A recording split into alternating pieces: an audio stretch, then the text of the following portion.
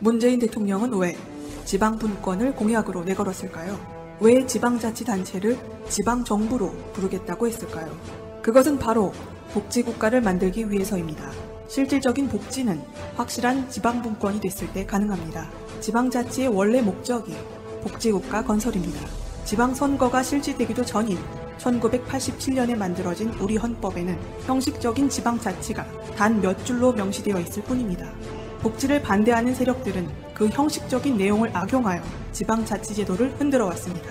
올 6월 지방선거에는 지방분권이 확실하게 명시된 개헌이 이루어져야 합니다. 그것이 복지국가로 가는 가장 빠른 길입니다. 전국자치분권 개헌추진본부 서울구청장협의회. 애청자님으로부터 온 메일 하나 소개해드리겠습니다. 푸나님과 새날 패널님들께 음력설을 맞아 새날 식구들께 인사드립니다. 저는 지난 추석 바로 앞에 새날에 도움을 요청한 적 있는 교포 김혜순입니다. 새날에서 명종님이 자세히 안내하신 대로 제 외조부 문제를 청와대와 보훈처에 직접 민원을 넣었고 즉각 양쪽으로부터 답변을 받았습니다. 추석 연휴를 하루 앞두고 민원을 제출했고 연휴가 끝나고 업무가 시작되는 첫날 아침 일찍 보훈처에서 답변이 왔으며 청와대에서도 이틀 후 똑같은 답변을 받았습니다. 우선 너무 놀랐습니다. 그렇게도 신속하게 정부기관에서 답을 받을 줄은 몰랐고 제 질문에 성심껏 답변하는 담당자분께 신선한 호감을 느끼지 않을 수 없었습니다. 다시 한번 국가보훈처 공훈발굴과 담당자 천지명님께 또 새날에 깊이 감사드립니다. 당시 화성시로 찾아갔다가 담당자인 구급 공무원에게 자존심을 심하게 다친 오빠 때문에 제가 빡친 상태였는데 명종님 덕분에 청와대 민원 제출 시 공무원 징계를 원하느냐라는 설문에 아니요 했습니다. 또 청와대와 보훈처로부터 신속하고도 예의 바른 서비스에 상처도 치유되고 국민으로서 처음으로 국가로부터 대접을 받는 기분이었고 뭔가 국가의 품격을 느꼈습니다. 이니 정부 최고야 하며 엄지척이 절로 되더군요. 우선 정부로부터 받은 답변은 이렇습니다. 제 어머니께서 2011년 한 번 신청한 적이 있고 독립유공자 서훈 공적심사에서 광복 이후 행적 이상을 사유로 서훈이 보류되었다고 합니다. 이번에 저의 요청으로 국가보훈처에서는 제 외조부 김칠성옹에 대한 추가 자료 조사를 실시하여 내년 광복절 계기로 독립유공자 공적심사에 다시 부의하고자 하며 그 결과를 내년 8월 중순경 우편으로 알려주겠다고 합니다. 사실 처음 새날에 메일을 보내고 전파를 타고 여러 가지 상념에 잠겼습니다. 제 외할아버지 김칠성옹을 세상에 알리고 궁금했던 사람들을 찾아볼까 등등. 제가 어릴 적 어머니 턱 밑에서 들었던 또는 인형놀이 하는 척하며 몰래 엿들었던 비밀스럽고 무시무시한 얘기들의 단상을 몇 개만 떠올려 볼까 합니다. 외할아버지는 독립운동가요, 부산의 지도자라 불리며 선거 때 학생들이 떼를 지어 몰려와 자원봉사를 했다. 당시 19세에 고시 합격한 천재소년 김복실이란 청년이 신문기자와 인터뷰하며 존경하는 김칠성 선생 밑에서 비서가 되고 싶다. 변호사며 김칠성의 비서인 김복실은 함께 납북됐다. 할아버지가 납북되자 어느 날 당시 부산여고 3학년이던 어머니 교실 앞에 시꺼먼 집차가 와서 이름을 부르고 데려간 곳은 서대 신동 꼭대기에 임시로 만들어 놓은 CIC. 거기엔 동래 중학교 2학년이던 남동생이 이미 잡혀와 있었고 하체를 벗기고 전기선으로 성기를 감아놓은 상태.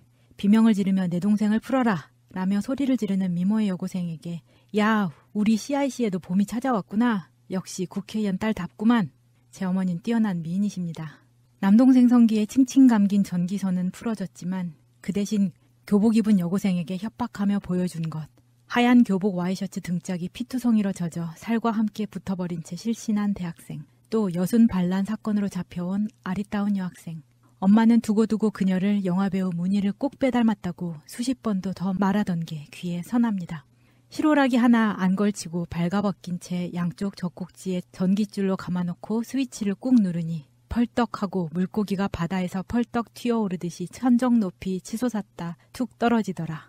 동생과 둘이 조그만 방에 갇혀있는 동안 쬐끄만 창문 너머로 밧줄에 묶인 사람들이 줄줄이 서서 변소 앞에서 차례를 기다리고 있는데 거기서 하얀 모시적삼을 곱게 입은 할아버지의 지인이자 주치이셨던 부산 동산병원 원장님을 발견. 나중에 알고 보니 그것이 그분의 마지막 모습이었습니다.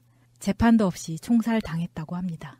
우리 어머니는 거기서 결국 최고 실권자에게 강간당하고 그놈이 하더란 말이 식구들은 살려주겠다. 누가 고발했고 모함인 거 다 안다. 죽은 듯이 살아라. 기자들 만나지 마라. 라고 했다고 합니다. 그 후 집 안팎을 경찰들이 겹겹이 둘러서 경호했다고 합니다. 1978년 내가 대학 졸업하던 해 초여름, 당시 성동구 구이동에 살던 우리 집은 집을 팔기 위해 복덕방에 갔던 어머니가 울어서 퉁퉁 부은 얼굴로 돌아와서 하던 말이 아이고 세상에 네 외할아버지 친구분들이 복덕방을 하고 있더라. 세 분이 다 부산일보, 부산국제신문, 신문사 사장, 편집국장 하던 분들인데 아마 수십 년 못했던 말을 그날 그들께 했을까? 그 무시무시한 비밀을? 아직은 때가 아니니 입 꽉 다물고 살아라 라고 하셨다고 한다. 집은 다른 복덕방을 통해 팔았다. 그만큼 그 당시까지도 서로 조심하고 기피하며 살았다. 그분들도 다 부산에서 활동하던 지식인들인데 부산을 버리고 서울에서 동네 할아버지들처럼 복덕방이나 하고 사셨다니. 1984년쯤 들은 이야기. 미국 신문기자가 북에 억류되어 있었는데 외할아버지가 힘을 써서 풀려나 미국으로 돌아갔고 그가 한국을 찾아와 우리 가족을 찾았다는데 우리 집은 1966년 부산을 떠난 후 일체 부산과 어떤 인연도 끊고 외로이 살았다. 그게 언제이고 그 미국인 기자가 누구인지 이제라도 알고 싶지만 혹시 척척 박사, 위키 백과사전 같은 명종님과 야수님, 또 IT의 똑순이 같은 우리 마차님은 알 수 있을까? 이제야 학교에서 배울 수 없었던 한국 현대사를 다 알고 나니 제 외할아버지 김칠성은 북에서 숙청당하지 않고 남해 계셨더라도 이승만에게 암살당했겠다 싶습니다. 지금 자유한국당 저 인간들 하는 걸 보니 더 실감나게 이해가 되네요. 우리 외가처럼 이 땅엔 애국자, 독립운동가들은 저 악마 같은 이승만, 박정희 같은 친일파 놈들한테 철저히 짓밟혀 살았습니다. 외할아버지는 이승만의 만행을 저지하기 위해 부산의 지식인들과 시민들의 강력한 요청으로 국회에 진출했다고 들었습니다. 우리 어머니는 5남매 다 시집장가 보내고 그때부터 민주투사로 거리에 나가 살다시피 하셨습니다. 오빠나 저에겐 니네는 붙잡히면 외할아버지 때문에 바로 간첩으로 몰린다며 눈을 뒤집으며 딴 사람이 되어 무서운 얼굴로 말리더니 피는 절대 바뀌지 않는 겁니다. 당신이 당한 그 엄청난 사건들이 트라우마 치유가 안 된 상태로 두려움과 억울함으로 평생 사셨고 자식들 다 여의고 나서는 당신의 본래 피 속 DNA가 원하는 대로 박종철 열사, 이한열 열사 장례식과 추도식, 또 학생들 시위 현장, 명동 성당에서 학생들이 농성 중일 때 즉석에서 우리 저 학생들을 소리 지르느라 목마른데 음료수라도 사줍시다 하며 앞장서서 돈을 걷어 음료수도 넣어주곤 했답니다. 가로막는 경찰들에게 연로한 할머니가 나서서 호령호령하니 경찰들도 양보하더랍니다. 이 메일을 공개하지 않으셔도 괜찮습니다. 만약 공개되어 혹시라도 제 외가를 기억하거나 인연이 있는 분들은 연락을 바라며 생존을 알 수 없는 이모님을 찾습니다. 제 어머니의 언니이며 부산 경남여고 김일순 하면 부산 바닥에선 다 아는 빼어난 미인으로 할아버지 선거 때 마이크 들고 찝차 위에서 명년설로 선거운동하던 여장부로 유명하다고 합니다. 동경에서 대학을 나왔고 6.25 나고 집안이 쑥밭이 되자 집안을 정리하고 일본에 유학 중이던 남편에게 갔다고 하는 게 알고 있는 전부입니다. 어머니와도 평생 연락을 안 한 듯하고 혹시 북송이 됐는지 모르겠습니다. 이모님의 딸, 그러니까 제 사촌 언니의 이름 김성란, 혹시 아는 분들은 연락 바랍니다. 또 북에는 외할아버지께서 가족을 만들었는지 궁금합니다. 이 문제는 통일부에 문의해볼 생각입니다. 그래도 지금 이 시간은 우리 편이고 남북이 서로 애절하게 통일을 원하고 있고 그래서 꿈만 같습니다. 문재인 정부가 성공하도록 돕고 있는 국민들과 똘똘 뭉쳐 함께 전진하는 새날 같은 팟캐스트가 있어 든든합니다. 우리는 여러분들처럼 맨 앞줄에서 깃발 들고 가는 님들이 있어 든든합니다. 모처럼 나라 같은 나라 되어가고 있는 이 시점에서 찾아온 귀한 명절 설날 새해 복 많이 받으세요. LA에서 김혜순 드림. 야, 일단 메일의 내용이 너무 좋아요. 그리고 청와대하고 국가보훈처 여기에 일처리 솜씨도 정말 대단한 것 같습니다. 정권이 바뀌고 나서의 어떤 효과가 아닌가 이런 생각이 들고요. 문재인 대통령이 국가와 민족을 위해서 싸우셨던 분들에 대한 대우는 확실하게 하겠다. 이게 이 정부의 기조이고요. 그리고 지금 그 뒤에 굉장히 오래된 어떤 기억들을 써주셨는데 정말 감사드리고요. 좋은 결과 있으시기 바라겠습니다. 이제 한 걸음 더 나가겠습니다. 국회가 동의해준다면 국가보훈처의 위상부터 강화하겠습니다. 장관급 기구로 격상하겠습니다. 국가유공자와 보훈 대상자